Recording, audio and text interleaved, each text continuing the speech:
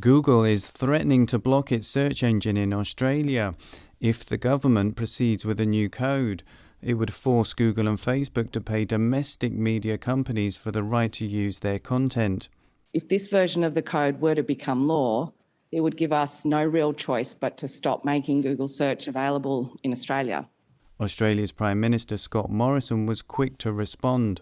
Australia makes our rules for things you can do in Australia.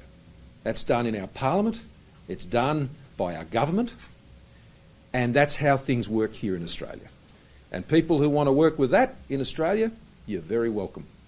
But we don't respond to threats.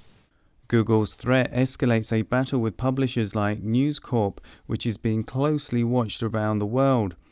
The search giant says 19 million Australian users would have worse YouTube and search experiences if the new code is enforced. Google doesn't disclose sales from Australia, but search ads make up most of its revenue and profit globally. This week, the United States asked Australia to scrap the proposed laws which have broad political support and suggested Australia should pursue a voluntary code instead.